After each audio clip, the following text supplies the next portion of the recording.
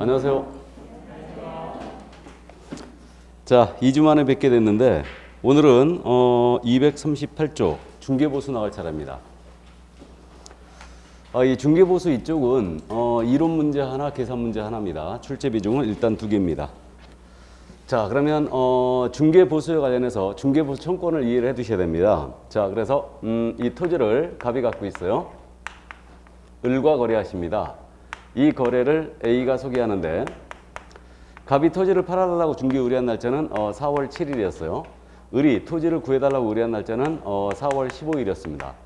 둘 사이에 토지에 대한 매매 계약이 성사가 됐거든요. 요거는 4월 30일 날 체결이 됐어요. 잔금은 5월 30일 날 체결이 됐습니다.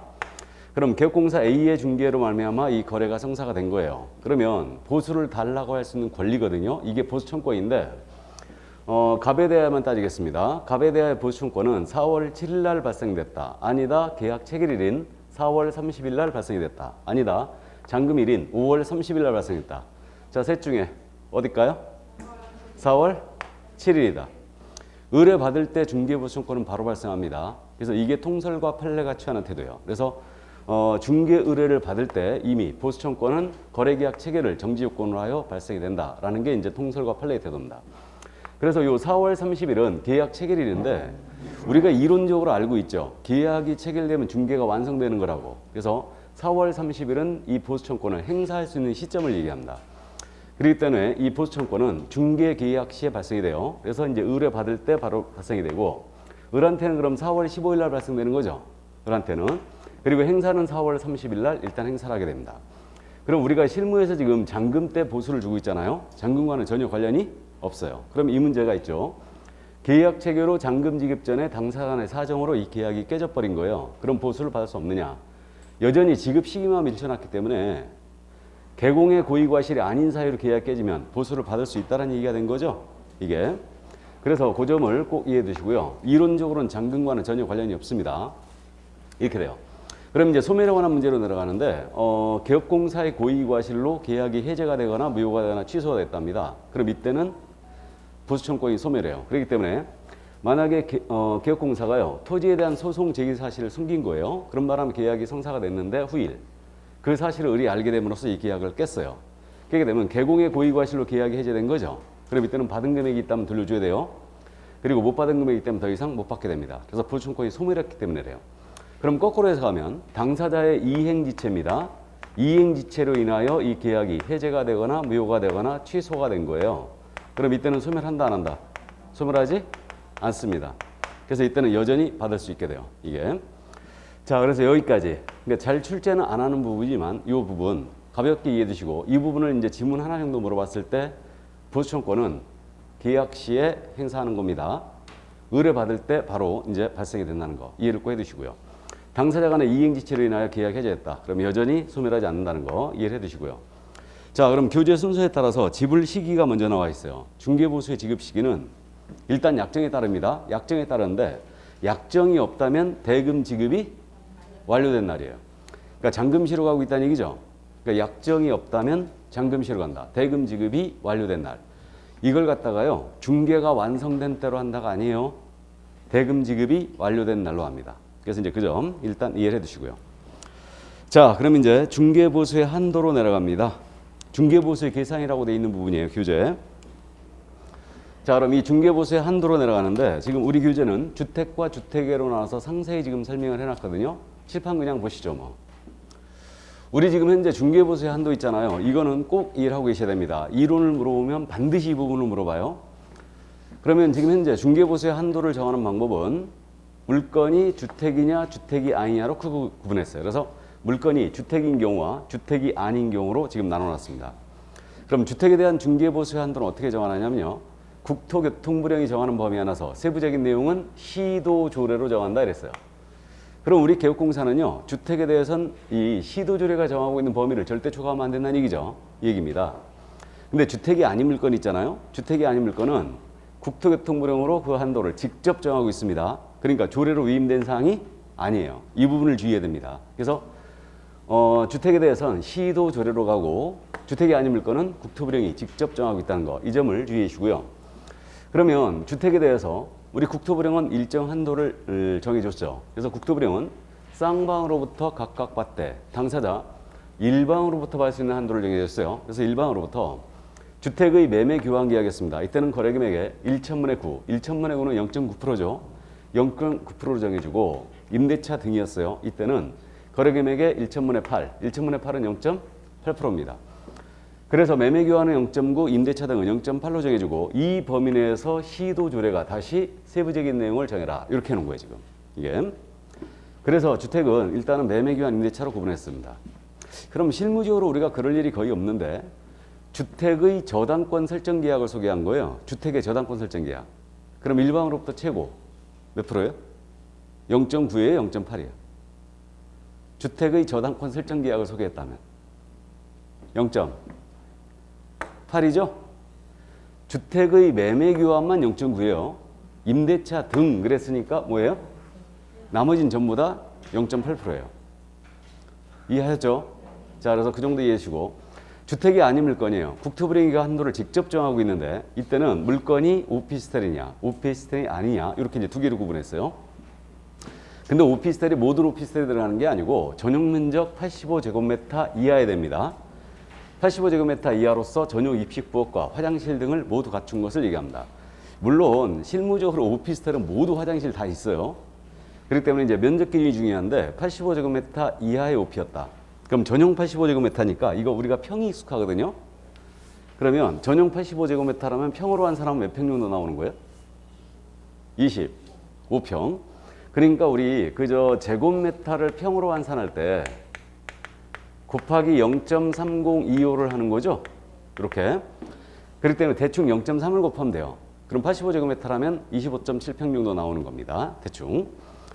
그래서 이게 전용 면적 85제곱미터는 25평 정도인데 전용. 아파트로 따지면 이게 32평형 정도 되는 거죠. 그 다음에 이게 오피스텔은 전용률이 낮아요. 공용 면적이 크기 때문에 오피스텔 전용 85제곱미터라면은 분양 면적은 한 40평 될 거예요. 그 정도 될 겁니다. 굉장히 큰 거죠. 방 3개, 화장실 2개 있는 거. 이게. 자, 그래서 이 오피스텔 85제곱미터 이하의 오피라면요. 주택처럼 거래 유형을 나눴죠. 매매 교환, 임대차 등으로 나눴어요. 그래서 매매 교환의 경우는 일방으로부터 받을 수 있는 한도죠. 일방으로부터 거래 금액의 1천분의 5입니다. 그래서 0.5% 해주고 임대차 등입니다. 85제곱미터 이하 오피, 임대차 등은 1000분의 4로 해놨죠. 그래서 이게 원래 전부 다 0.9%였거든요. 그래서 한 5년 전에 반값 중개보수 여론몰이 해가지고 이렇게 반토막을 내놓은 겁니다. 그래서 매매 교환은 0.5, 임대차 등은 0.4%로 갑니다. 그러면 나머지 물건들, 주택과 이 오피를 제외한 나머지 물건들은 전부 다 이제 일방 최고 0.9%로 갑니다. 그래서 위 오피스텔을 제외한 나머지 물건들, 그게 뭐냐면 상가가 있고 토지도 있고 임목도 있고 공장재단, 광업재단도 있어요. 그럼 이러한 물건에 대해서는 단일 한도 체계로 가고 있는 거죠. 거래 유형 구분이 없어요. 매매교환 임대차 구분 없이 거래 금액도 구분이 없습니다. 구분이 없고 일방 최고 0.9%로 갑니다. 이게. 그러면 상가의 임대차를 중개하든 토지 임대차를 중개하든 토지의 매매를 중개하든 상가의 매매를 중개하든 모두 관계없이 일방 최고 0.9% 가요. 그럼 쌍방 모두에게 우리가 받을 수 있잖아요. 이걸 이제 양타쳤다고 그러는데 쌍방 모두를 중개했다면 이때는 상가를 중개했어요. 그럼 매매된 임대차 모두 1.8%까지 갈 수 있죠. 맞습니까? 자, 그래서 여기까지. 그래서 요거는 요 한도 정하는 건 반드시 기억을 해 두셔야 됩니다. 이거는 아주 잘 물어봐요. 이해를 해 두시고 조례로 가느냐 국토부령으로 가느냐 이 부분 구분해 놓으시고요. 그럼 우리는 중개보수 한도표를 게시를 해야 되지 않습니까? 게시를 해야 되는데 주택에 대해서는 시도조례가 정하고 있으니까 시도조례가 정하고 있는 그 한도를 게시해 줘야 돼요. 그럼 주택이 아닌 물건은 국토부령이 직접 정하고 있기 때문에 요 국토부령이 정하는 범위 안에서 우리 개업공사가 받을 한도를 직접 명시하래요. 직접 명시하여 게시를 해주고 이 게시된 이유를 초과하여 받아서는 안 된다 그랬죠. 이게. 자, 그래서 일단 여기까지. 근데 우리가 실무적으로 지금 중개사무소에 나는 상가 임대차는 0.5%만 받겠다. 이렇게 게시하는 중개업소 없죠? 없습니다. 괜히 0.5% 게시했다가 0.6% 받아버리면 바로 초과거든요. 자, 그래서 그 정도 이제 감을 잡아둡니다. 그럼 우리는요, 요 시도 조례가 정하고 있는 중개보수 한도표를 따져봐야 돼요. 이제. 그래서 우리 교재에는 지금 현재 서울특별시 조례가 실려 있습니다. 그래서 240쪽에 지금 표가 있죠. 자, 그럼 서울시 조례. 그럼 지금 전국적으로 17개 시도 조례가 서로 틀릴 수도 있죠. 틀릴 수도 있는데 현재는 모두 똑같아요. 다 똑같습니다. 그래서 지금 현재 전국 시도 조례가 전부 다 주택에 대한 중개보수 한도표가 이렇게 생겼습니다. 그래서 거래 유형은 일단 매매 교환 임대차로 구분했고요. 이때 금액은 거래 금액은 5천만 원 미만, 5천 이상 2억 미만, 그다음에 2억 이상 6억 미만, 6억 이상 9억 미만, 9억 이상 이렇게 돼 있죠. 그래서 요 매매는 9억 이상은 일반적으로 우리가 세법에서 고가주택이라 불렀던 거죠.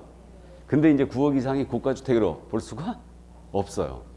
일단은 그래서 지금 매매는 거래 금액이 5천, 2억, 6억, 9억으로 갑니다. 그래서 이제 이렇게 이해하시면 되고 임대차입니다. 임대차는 5천, 1억, 그 다음에 3억이죠. 이렇게 하고 그 다음에 6억, 6억 이상 이렇게 돼 있죠. 그래서 이제 이 정도 이제 구분해 놓으시고요. 그럼 5천만 원 미만이었잖아요. 매매 교환은 0.6으로 출발합니다. 그래서 일방 최고액은 일방 최고율입니다. 확정률이 아니에요. 확정률이 아니고 최고율인데 5천만 원 미만은 매매는 0.6%, 그다음에 0.5%, 0.4%. 그다음에 이제 반값 중개보수에서 요거 만들어 놓은 건데 6억 9억 대 요거는 1000분의 5로 가죠. 0.5%. 다시 이제 0.1% 올라갑니다. 그다음에 이른바 이제 고가주택이라 불렀던 거. 이것은 일방 최고 0.9% 갑니다. 이렇게. 그리고 이제 임대차는요. 매매보다 0.2% 낮죠. 그래갖고 이제 0.5%, 0.4%, 0.3% 이렇게 돼 있고 그다음에 이제 요거 반값 중개보수 이런 물에 갖고 만들어 놓은 거. 3억에서 6억 구간대는 이제 0.4% 갑니다. 그다음에 6억 이상의 임대차였다. 그러면 이때는 0.8% 갑니다. 그리고 한도액도 정해져 있는데 매매는 한도액이 2580이에요. 25만 원, 80만 원 이렇게 돼 있어요. 2580. 그다음에 임대차는 한도액이 2030입니다. 그래서 요게 바로 이제 서울시가 갖고 있는 주택에 대한 중개보수 한도액표예요. 이게 요거 지금 현재 개정 작업하고 있죠. 개정 작업하고 있는데 9억 12억 구간대를 만들겠다 이거예요. 9억 12억 구간대를 요걸 만들겠다는 겁니다. 현재. 그래서 그 작업하고 있어요. 그 국민권익위원회에서 이제 중개보수 너무 비싸다. 지금 현재 그래가지고 그 안을 4가지를 제시한 바가 있어요. 4가지를 제시한 바가 있는데 국토부에서 현재 고민 중입니다. 현재. 자, 그러면 여기 이제 한도표인데 우리가 시험에서 계산 문제를 출제하거든요. 그럼 계산 문제를 맞추기 위해서 이거를 암기를 해야 될까 안 해야 될까요? 안 해도 된다. 만약에 이걸 암기를 해야 된다면 17개 시도조례 지금 현재는 똑같지만 다를 수도 있다고 그랬죠. 모두 암기해야 되죠. 그러니까 계산 문제를 출제할 때는 이걸 제시를 합니다. 그렇기 때문에 별도로 암기할 필요는 없는 걸로 보여요. 다만 시험에서요. 주택에 대해서는 물어볼 때 이걸 제시를 해줘요. 근데 상가나 오피나 이런 것들 토지 있죠. 이건 제시를 안 해요. 그러니까 그건 암기하고 있어야 됩니다. 일단. 자, 그럼 이거를 암기할 필요는 없지만 적용하는 방법은 꼭 알고 있어야 돼요. 그래서 이 적용하는 방법이 우리 교재 지금 설명이 거기 그저 243쪽 있지 않습니까?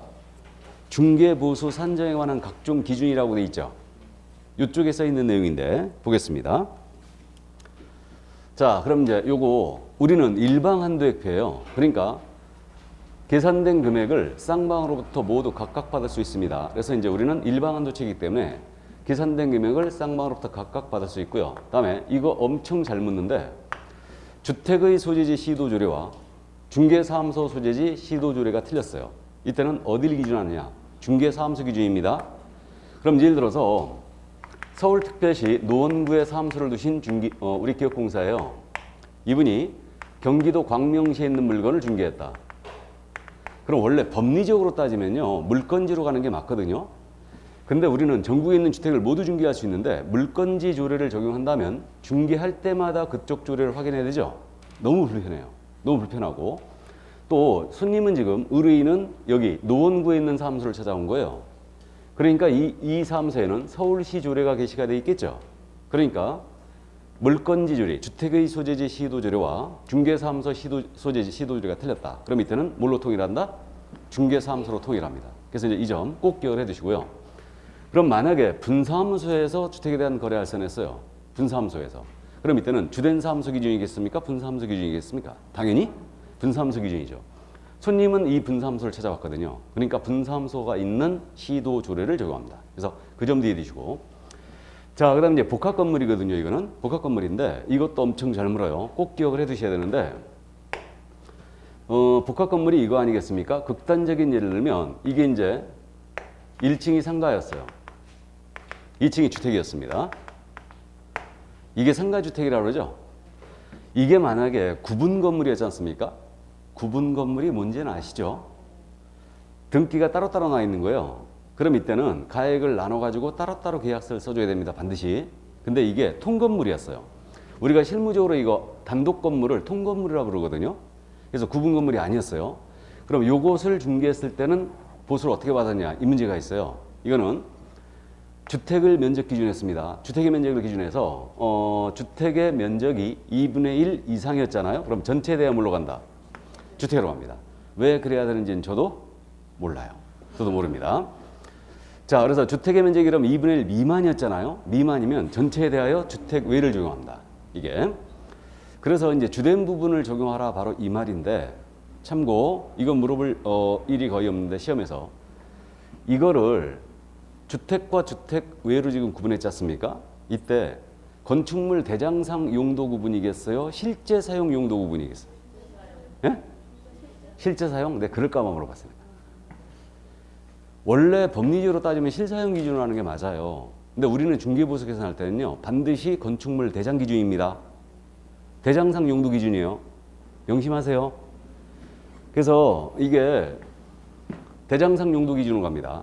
그러니까 대장상 면적이 만약에 주택이었다. 2분의 1 이상이었어요. 그럼 이때는 주택을 적용합니다. 대장상 면적이 주택 외가 더 많았다. 그럼 이때는 주택 외를 적용합니다. 아셨죠? 실제 사용 용도로 하는 거 아닙니다. 이거를 세법하고 헷갈리면 안 돼요. 세법은 실질과세 원칙이에요. 세법은 명심할 게 실질과세 원칙이기 때문에 세법은 대장상 용도랑 전혀 관련이 없어요.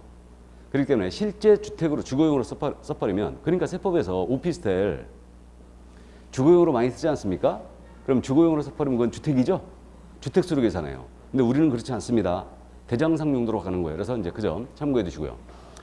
그러면 만약에 극단적인 예로서 둘이 면적이 같았어요. 주택의 면적도 50이었고 상가의 면적도 50이었습니다. 그럼 전체에 대하여 뭘로 정해야 돼요? 주택으로 간다. 같다면 주택으로 하는 거예요. 같다면. 그래서 이 점도 같이 이해해 두셔야 돼요.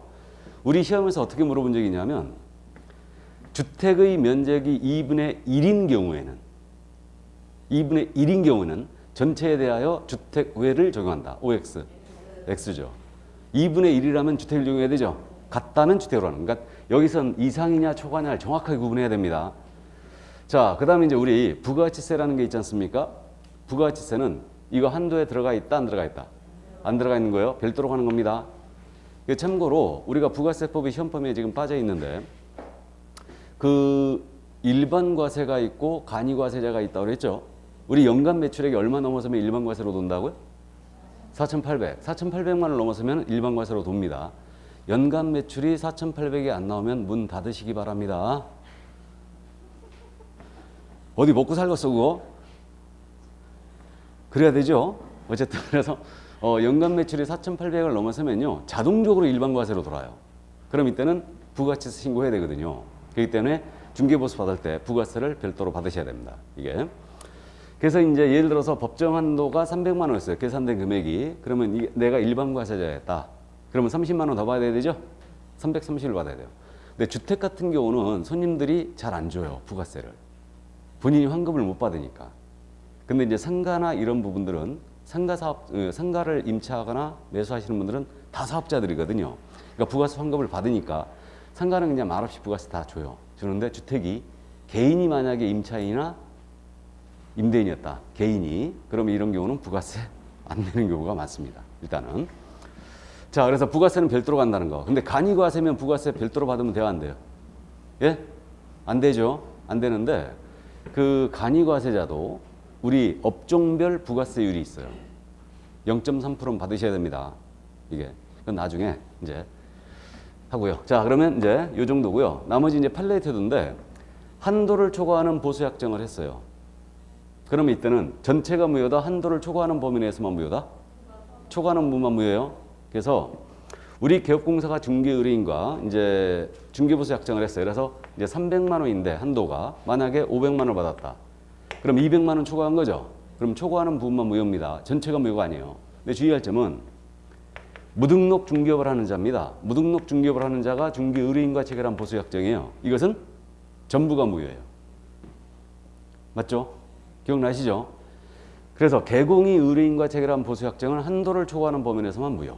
근데 무등록업자가 의뢰인과 체결한 보수약정은 전체가 다 무효입니다. 그러니까 이때는 다 반환을 해야 됩니다. 자, 그래서 요거 적용하는 방법 여기까지 이해해 두시고요. 우리 주택의 부속 토지는 주택률을 적용하는 거예요. 주택의 부속 토지는 주택률을 적용합니다. 따로 토지를 적용하는 거 아니에요. 주택과 통상 함께 거래되기 때문에 주택의 부속 토지는 주택을 그대로 적용한다. 자, 그럼 이제 요 정도 적용 방법 이해해 두시고 이제 계산 방법으로 갑니다. 다시 앞으로 가서 241조 거래금액의 산정이에요. 그럼 이제 중개보수 계산 연습을 해보는데 일단은 산식은 거래금액에다가 중개보수율을 곱하죠. 그럼 산출액이 나올 거 아닙니까? 그러면 이제 주택의 경우는 한도액이 있더라 이거요. 2580, 2030이 있습니다. 그러니까 한도액과 비교하여 항상 적은 금액을 받는 거예요. 그럼 이때 거래금액을 무엇으로 할 거냐? 이거는 거래 유형에 따라 달라지죠. 그래서 거래 유형이 매매였어요. 그럼 매매 대금으로 합니다. 자, 그럼 계산의 편의를 위하여 싼 것으로 연습합니다. 일단 자, 아파트 1억 8천짜리를 매매를 했습니다. 1억 8천짜리 최고율로 연습합니다. 여러분들은 교재에 있는 표를 보시면 돼요. 240쪽에 있는 거. 1억 8천이면 최고율이 몇 프로입니까? 0.5%. 그러면 90만 원 나오죠? 90만 원 받으면 안 되죠? 이거 한도액이 있어요. 한도액이 얼마? 80만 원이에요. 이거를 쌍방으로부터 각각 받을 수 있습니다. 만약에 10만 원 더 받은 거예요. 90만 원 받았다. 그럼 몇 년 징역 간다고요? 보수 초과 1-1. 1년 징역 가십니다.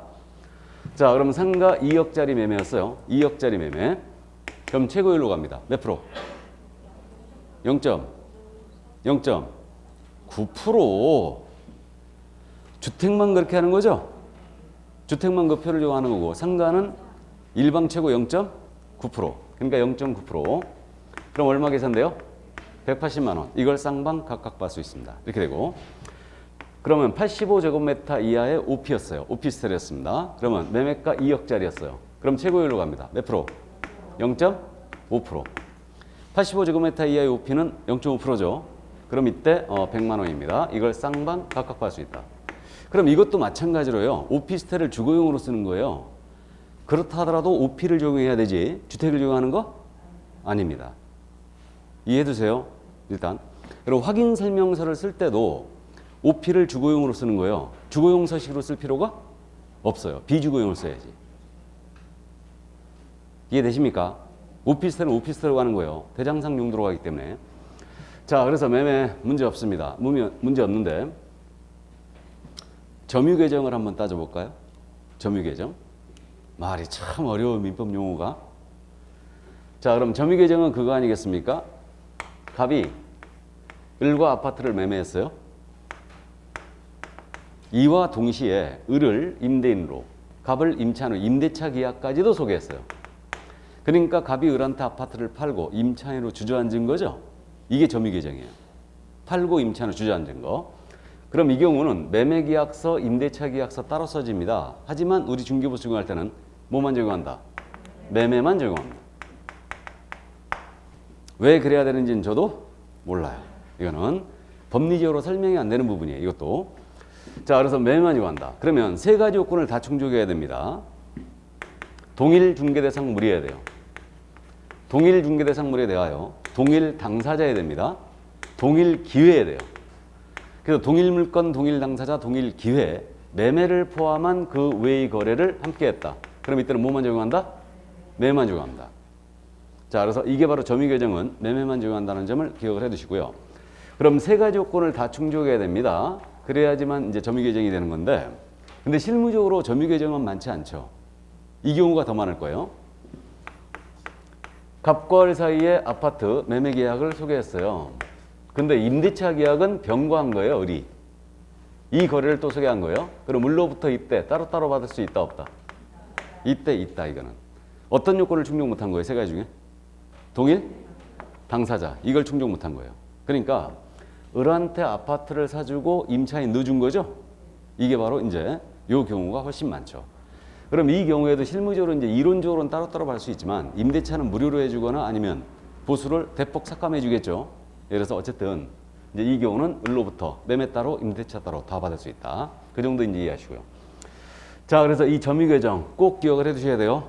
이것도 아주 잘 묻습니다. 이것도. 자, 그럼 이제 거래 유형이 교환 계약이었어요. 그럼 교환 계약은 분양권이 먼저 나오네.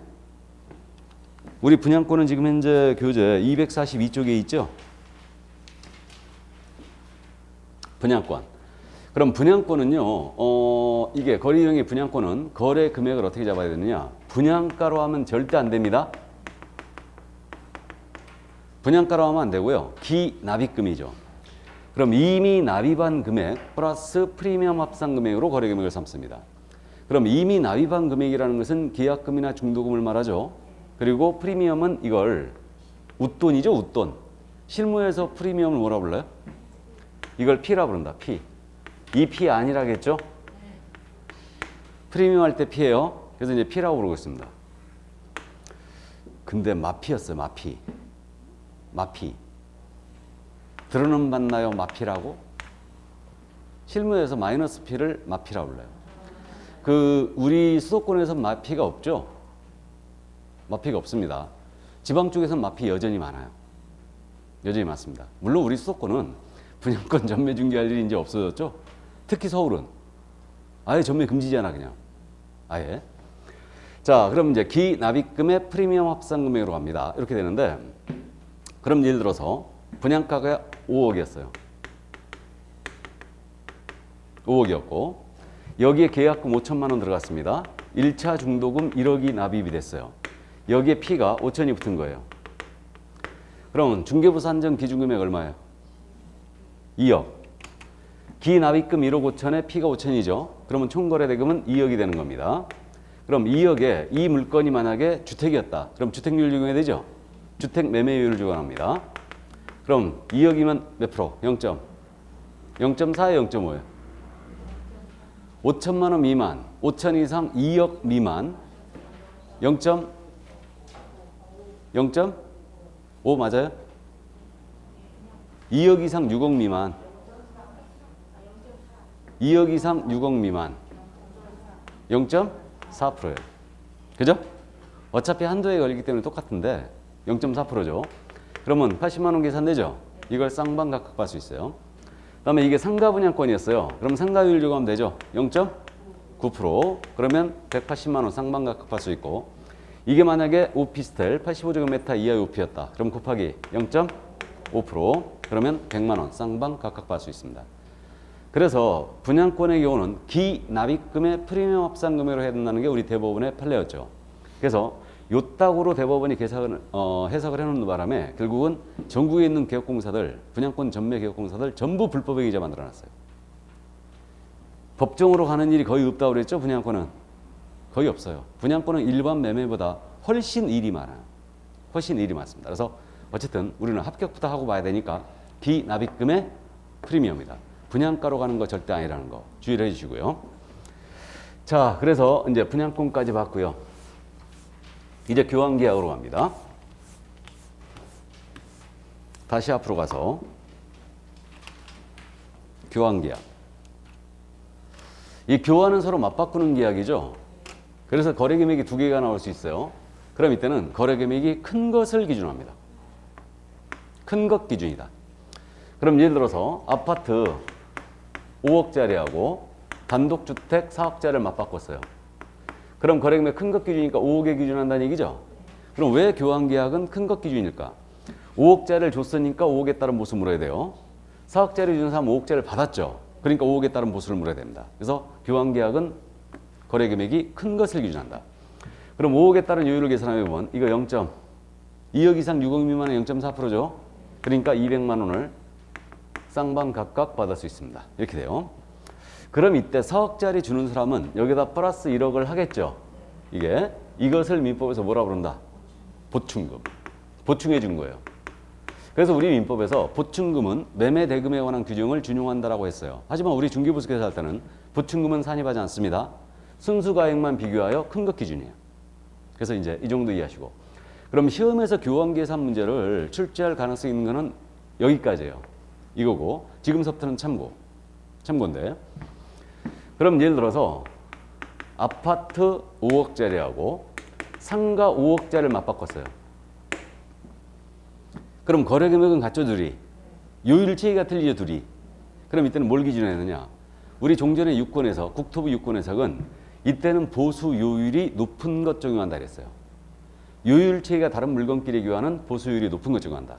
그러니까 5억에 기준한다는 얘기죠. 그러면 곱하기 0.9% 450만 원을 쌍방 각각 받을 수 있습니다. 이렇게 돼요. 근데 요거 주는 사람 450 물겠어요, 안 물겠어요? 안 물겠죠? 어쨌든 안 해봐서 나도 모르겠는데. 자, 그래서 450입니다. 근데 이제 요거는 그러면 간단하게 상가 기준한다. 이렇게 이제 이해하면 되는데. 근데 이 경우 아파트 5억짜리하고 상가 4억짜리를 바꿨어요. 금액도 틀리고 요율 체계도 틀리죠. 이때는 어떻게 계산해야 되냐? 그러니까 이때는 요율 체계가 다른 물건이 있죠. 각각 계산해요. 각각 계산해 갖고 보수가 높게 나오는 거 있죠. 이걸 적용하는 걸로 해석하고 있습니다. 각각 계산하여 보수가 높게 나오는 거. 그러니까 요율 체계가 다른 물건끼리의 교환은 각각 계산해서 보수가 높게 나오는 거. 이걸로 간다. 그러면 아파트 5억짜리는 지금 200만 원이죠. 여기 상가 4억짜리는 360만 원 이렇게 됩니다. 그러니까 이걸 기준합니다. 근데 요런 견해도 있을 수 있죠. 교환은 분명히 거래금액이 큰 것 기준이라고 했어요. 요율 체계가 다른 물건끼리 교환은 보수율이 높은 거. 그러면 거래금액이 5억이잖아요, 지금. 그러니까 5억에다가 요율 체계가 둘이 틀리니까 큰 것 기준이라고 했으니까 상가 요율을 적용하는 거예요. 0.9%. 그래서 450이다. 이러면 가장 유리하죠. 근데 이렇게 계산하는 견해는 없는 걸로 보입니다. 일단. 자, 그래서 이 정도 참고를 해두시고요. 근데 실무적으로 교환 계약을 소개하시라고요? 소개하지 말라고요? 소개하지 말라고 했죠? 교환은 10중 8구 사기로 고소 들어옵니다. 그러니까 웬만하면 교환을 중개를 자제하시기 바랍니다. 어느 한쪽 의뢰인이 피해봤다고 생각할 수 있어요. 그리고 교환은 실무적으로 토지 교환이 가끔 있는데 이거 사기가 횡행합니다. 그러니까 여기 보충금 1억을 지금 플러스하는 게 아니고 실무에서는 안 팔리는 물건 있죠. 자갈 땅 이런 거 이걸 갖다가 같이 엮어가지고 교환을 해버린 거예요. 이게 그러니까 교환은 실무적으로 사기가 횡행하니까 웬만하면 교환을 중개를 자제하시기 바랍니다. 자, 그래서 교환은 거래금액 큰 것 기준이라는 거 이제 이해해 두시고요. 다음 이제 전세로 갑니다. 우리는 지금 월세가 없는 걸 전세라 부르고 있죠. 그럼 역시 계산의 편의를 싼 것으로 연습합니다. 그럼 예를 들어서 아파트 전세 8천짜리였어요. 최고율로 갑니다. 0점. 5천 이상 1억 미만은 0.4%죠. 그러니까 0.4%. 그럼 48, 32, 32만 원 계산되는데 32만 원 받으면 돼야 안 돼요? 이거 한도에 걸려 있죠. 30만 원의 한도액이에요. 그래서 30만 원을 쌍방 각각 받을 수 있습니다. 만약에 32만 원, 2만 원 더 받은 거예요. 몇 년 징역 간다고요? 1년 징역 가십니다. 자, 그 다음에 상가 전세 8천짜리였어요.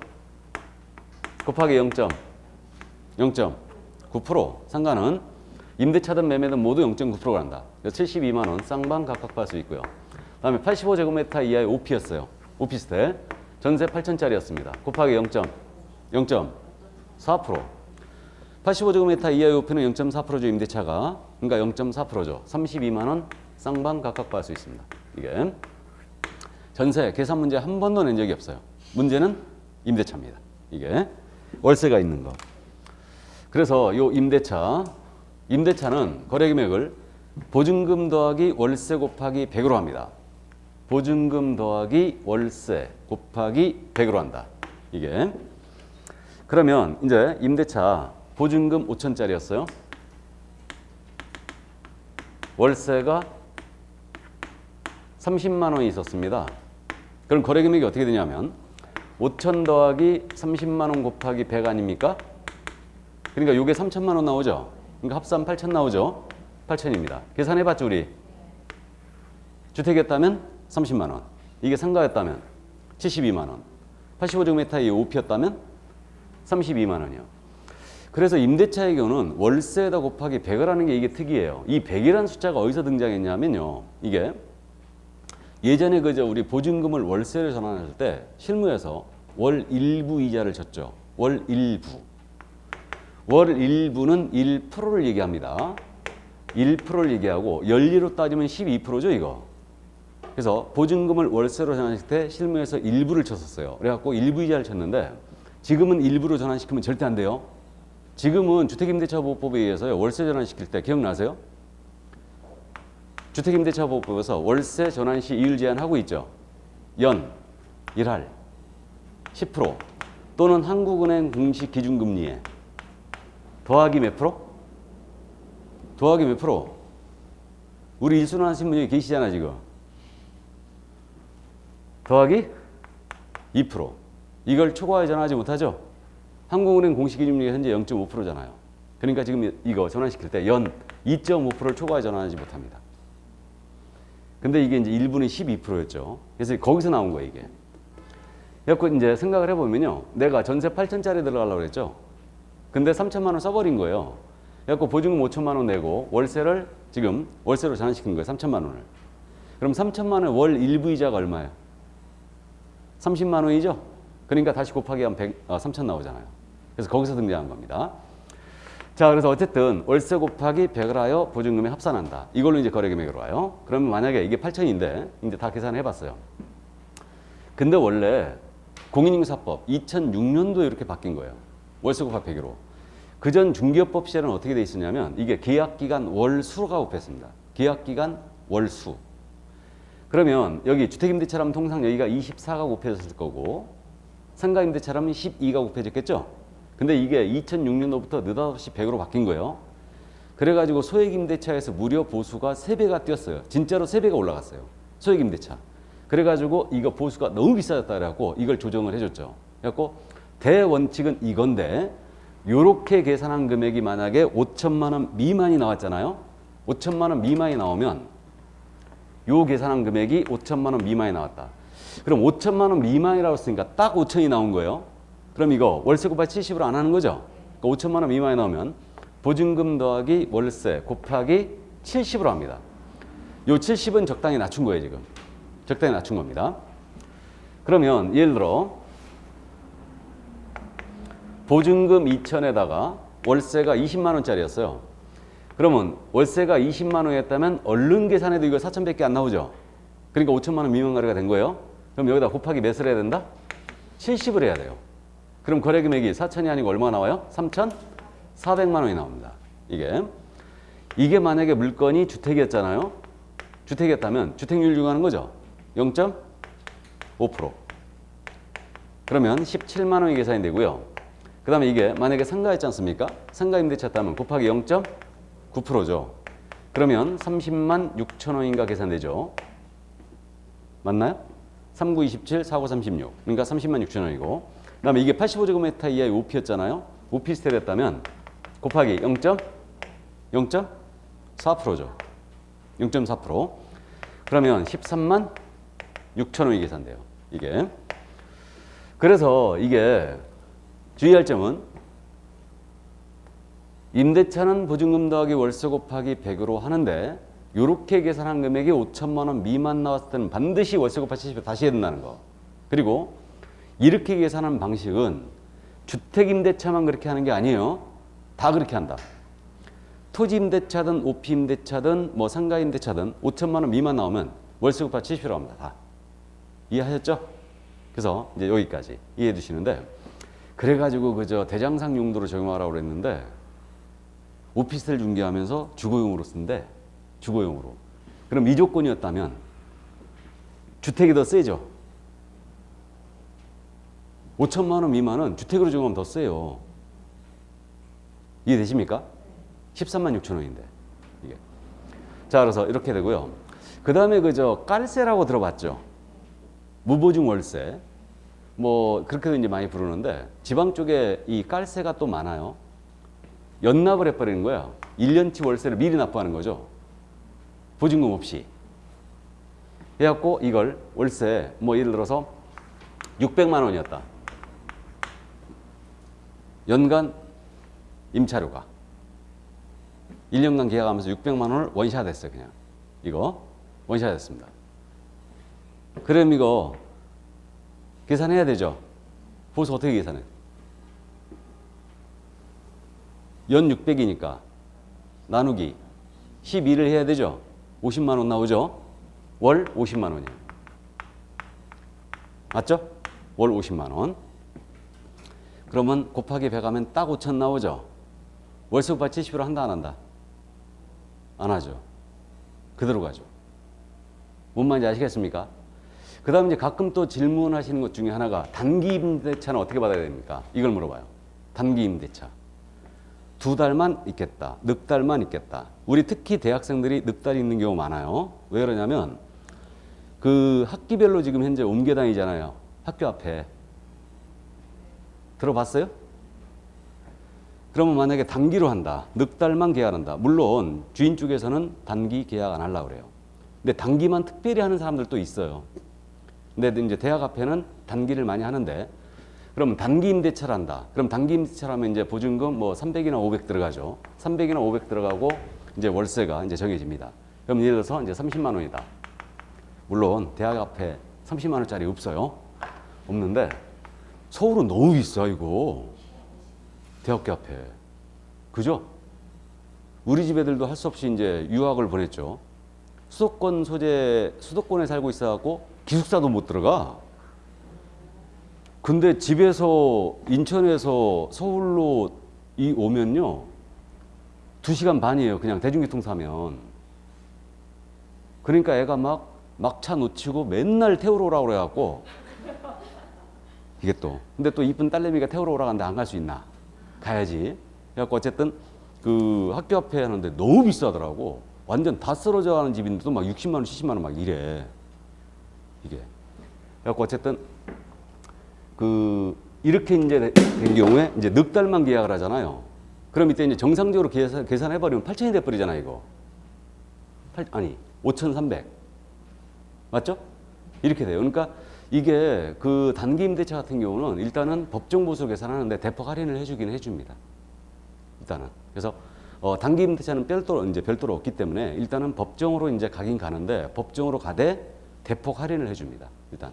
특히 뭐 2달, 1달. 이런 경우들도 이제 조금 보수가 문제가 돼요. 이게. 그래갖고 저도 한번 단기 임대차를 소개한 적이 있거든요. 그 젊은 아가씨가 와가지고 2달만 쓰겠대, 2달만. 2달만 쓰겠다는 거예요. 근데 그래갖고 이제 뭘 하는지 모르겠는데 우리가 물어보죠. 뭘 하려고 2달만 쓰느냐 했더니 거기 와갖고 잠깐 뭐 이렇게 한대.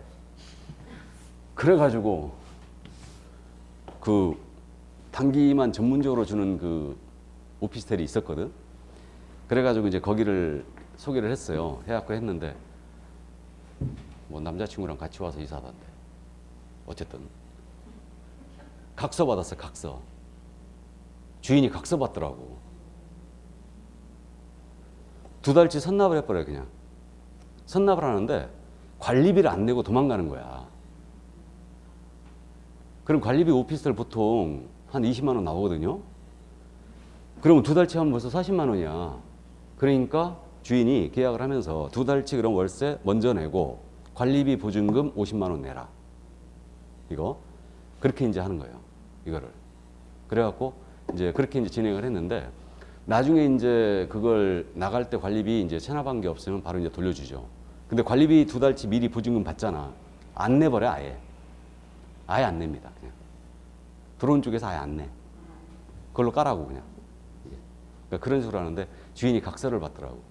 특히 이제 그 젊으신 분들이 도망가는 경우가 많대. 야반도주 하는 거지 그냥. 이거. 그래갖고 이제 어쨌든 각서를 받더라고. 그래갖고 그렇게 진행을 했는데 단기 임차는 근데 재미없어요. 그래갖고 보수 얼마 받았냐? 10만 원 받았어. 10만 원. 그냥. 이게. 자, 그래서 여기까지. 그래서 이게 이제 중개보수 계산 연습이었습니다. 여기까지만 해두시고요. 그럼 나머지 이제 실비죠. 요 실비에 대해서는 지금 현재 종류가 2가지가 있어요. 그래서 이제 비용을 보상해 주는 거라고 그랬는데 실비의 종류는 권리관계 확인에 소요된 실비가 있고요. 계약금 등의 반환 채무 이행 보장에 소요된 실비가 있습니다. 그래서 이 2가지가 인정이 되어 있는데 이 실비 2가지가 인정된 취지를 이해하고 계셔야 돼요. 그래야 실비의 부담자가 누구냐 이걸 이해할 수가 있는데 권리관계 확인에 소요된 실비는 왜 인정이 되어 있냐면요. 이거는 우리는 확인 설명하면서 말로만 하면 안 되죠. 설명의 근거 자료를 제시해야 돼요. 그럼 설명의 근거 자료가 각종 토지대장, 건축물대장, 토지이용계획 확인서, 등기상 증명서 이런 것들이었죠. 그러면 이런 각종 공부를 발급받을 때 비용이 들어가지 않습니까? 공부 관련 비용이에요, 이게. 공부 발급하고 이제 열람을 하는데 그거 들어가는 비용입니다. 그다음에 계약금 등의 반환 채무 이행 보장에 소요된 실비. 이것은 2주 전에 공부했죠. 개업공사가 자신의 명의로 계약금 등을 예치한다. 그럼 보증 설정해야 된다고 그랬죠. 그렇기 때문에 그런 비용이 들어가더라. 즉 예치에 대한 비용이에요. 이거는. 그래서 두 가지가 그래서 인정이 돼 있는 거고. 그러면 실비의 한도는 어떻게 정하게 돼 있냐면 국토교통부령이 정하는 범위 내에서 시도조례로 갑니다. 그래서 주택에 대한 중개부서 한도 정하는 것과 똑같아요. 따라서 실비도 물건지 조례와 사무소 기준 시도조례가 틀렸잖아요. 그럼 어디 기준이 해야 되겠어요? 당연히 사무소 기준이죠. 이것도.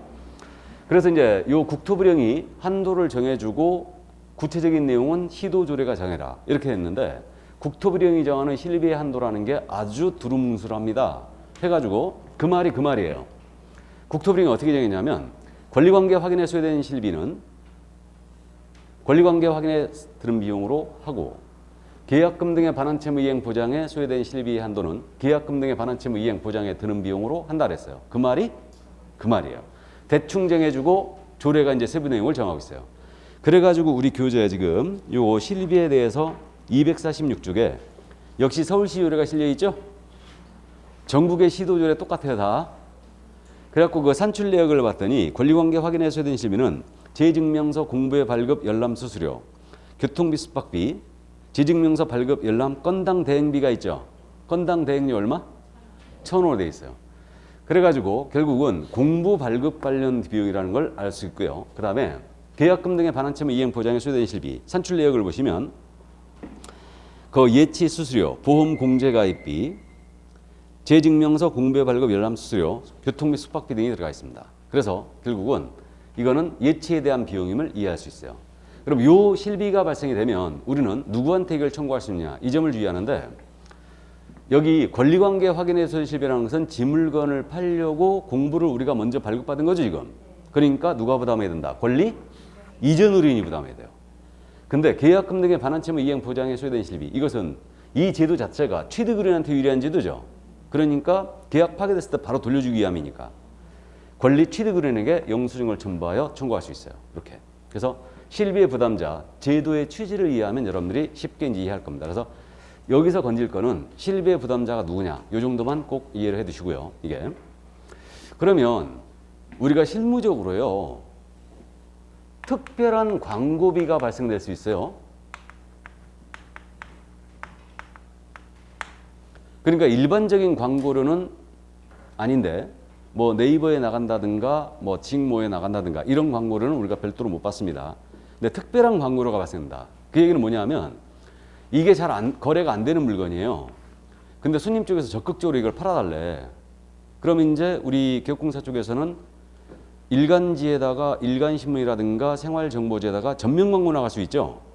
그러면 생활정보지에다 전면 광고 나가면 이때 비용이 좀 발생됩니다. 맞죠? 그럼 이거 광고는 일단 실비 아니에요. 실비가 아니죠. 실비라는 건 요것뿐이니까. 그럼 이런 비용이 발생되면 어떻게 하라는 얘기냐 이거. 이거는 의뢰인과 별도의 계약으로 가야 돼요. 아셨죠? 그러니까 일방적으로 광고 때려놓고 이걸 실비라 받아보면 바로 실비 초과예요. 그러니까 이게 아다라고 어다른데 명목에 불문 우리는 더 받으면 안 되거든요. 초과하면 안 되니까. 그래서 결국은 이런 특별한 광고료가 발생이 된다면 의뢰인과 별도의 계약으로 가야죠. 측량비가 발생이 된다. 그러면 별도의 계약으로 가야죠. 그럼 이 부분은 내가 먼저 비용을 지출할 테니까 영수증 첨부하에 나중에 드리면 반드시 이 부분은 저한테 다시 별도로 내셔야 됩니다. 보수하는 별도로. 뭔 말인지 아시겠죠? 그래서 이제 그렇게 하시라는 얘기예요. 이거를. 그래야 초과에 안 걸립니다. 자, 그럼 여기까지. 이게 바로 실비에 대한 내용이었습니다. 그러니까 실비의 부담자 정도 일단 이해만 해두시고요. 자, 그러면 다 했는데 지금 문제 기본서에 우리가 문제가 245쪽에 하나가 있죠. 요것만 풀어보겠습니다. 29의 기출로 되어 있는데 245쪽 개업공사의 중개 보수에 관한 설명으로 틀린 것은 1번입니다. 중개대상물의 권리관계 등의 확인에 소요된 실비를 확인에 소요되는 실비를 받을 수 있다. 맞죠? 2번 지문. 다른 약정이 없는 경우 중개보수의 지급 시기는 중개대상물의 거래대금 지급이 완료된 날로 한다. 맞습니까? 다음 3번. 주택 외의 중개사물에 대한 중개보수는 주택 외, 이걸 체크하면서 가야 돼요. 국토교통부령으로 정하고 중개의뢰인 쌍방에게 각각 받는다. 맞습니까?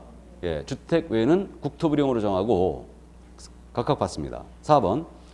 개업공사의 고의 또는 과실로 중개의뢰인 간의 거래행위가 해제된 경우 개공의 고의 과실에 지금 중개보수를 받을 수 없다. 맞습니까? 다음 5번 지문. 중개대상물인 주택 소재지와 중개사무소의 소재지가 다른 경우 주택 소재지 관할 시도조례 정한 기준에 따라 중개보수를 받는다. OX. X. 사무소 기준이죠. 아주 잘 내는 지문입니다. 자, 정답 5번이었습니다. 그럼 여기까지 하고 잠시 쉬었다가 공인주사 협회를 나가겠습니다. 잠시 쉬죠.